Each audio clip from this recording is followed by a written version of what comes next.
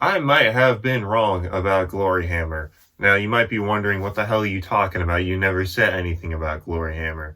I made one video kind of about Gloryhammer 3 months ago, and then I mentioned that Gloryhammer was kind of fucked because their new vocalist wasn't as good as Thomas Winkler. I'm gonna change what I said, and I think that their new vocalist is probably as good, if not better, and I'm talking about the live performance, as Thomas Winkler, the original Angus McSix. And this is based off of my experience in a concert yesterday.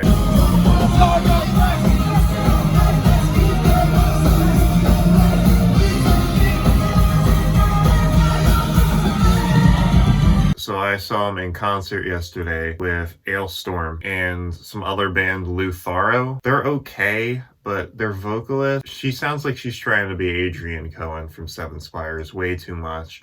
And she just does not have the range. Everything else about their band is pretty good. I don't know what the hell her name is. I didn't really do a whole lot of research into it.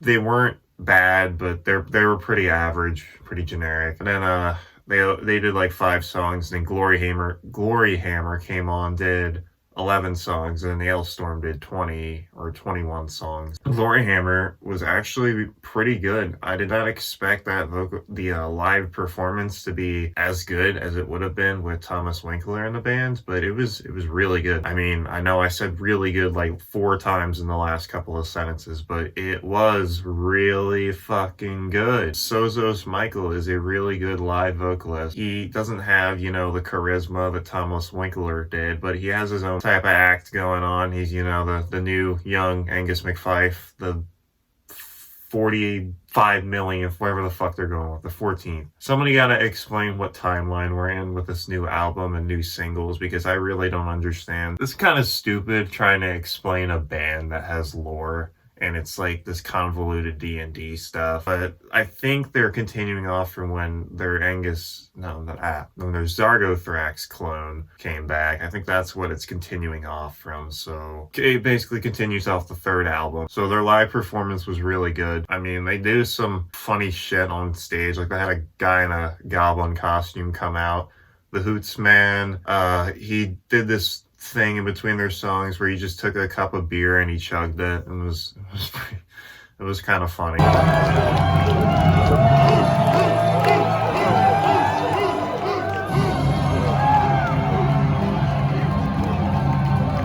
A lot of chanting for Hoots, because it's Gloryhammer and Hoots, hail Hoots, all that good stuff. It was a good experience. Alestorm was pretty good too. I know this video isn't about Alestorm though, but I just want to mention Alestorm was really good. You ain't good, we're gonna push you right in the balls. Fuck you, we're fucking anchor. You're all cunts, so fuck you all. The pit was fucking insane. I think I might have sprained my wrist towards the end of it. The pit for the first hour and a half, it was pretty relaxed. And then all the bigger guys, the big sweaty guys started coming out. And me being 6'5", 6'6", I haven't measured myself in a while, but I'm probably 6'6" now. And I'm like 185 pounds, so I was getting shoved around. I think I fell down like 4 times.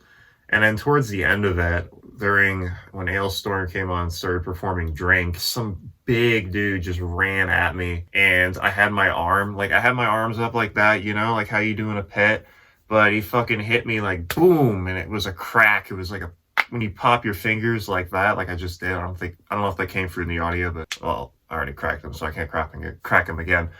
But it felt like that, but it hurt. I don't think I broke it. I've broken my wrist before. Twice, actually. Both this one and this one in the same year, actually. The one on my right was actual break. My wrist was like that, and I couldn't move it. I can move it, though, now. So it's definitely not broken. It's just a sprain. Anyways, that's off topic. More about Gloryhammer. I do think that Gloryhammer, they're not going to die or anything because their new vocalist isn't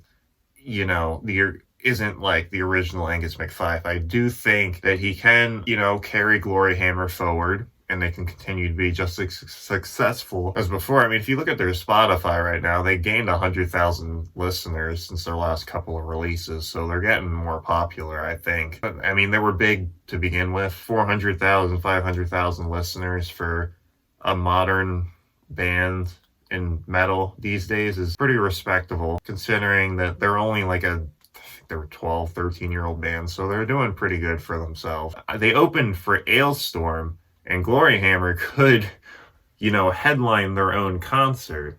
So that also just shows how big Alestorm is in general. When you have a big band opening for an even bigger band, they kind of sound more like Rhapsody of Fire with their last single. I don't listen to a ton of Rhapsody of Fire, but I did pick up on a lot of that's definitely what they sound like. They are basically a Rhapsody of Fire parody. I mean, it's in general, just if you listen to it and you listen to Rhapsody of Fire, you can kind of tell where they're trying to, make fun of the Rhapsody of Fire cliche. So the new vocalist, he kind of has that, Rhapsody of Fire type vocal style.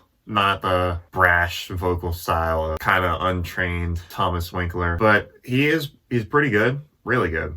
Surprisingly better than I thought he would be in concert. And I'd say Gloryhammer, that was a 10 out of 10 from Gloryhammer, 10 out of 10 from Alestorm. Like I said, I didn't like Litharo. I don't know why. I like Seven Spires, and Litharo sounds like Seven Spires, so you would think I'd like them, but I really don't.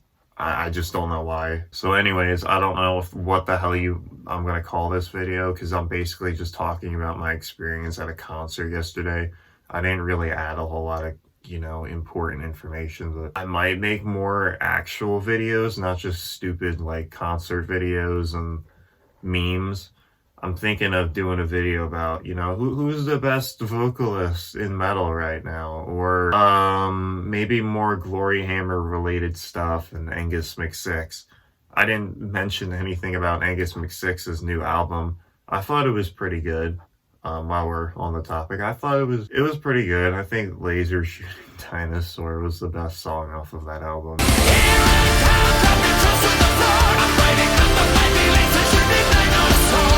The one thing I didn't like, though, is that they didn't put the album in the order of the story.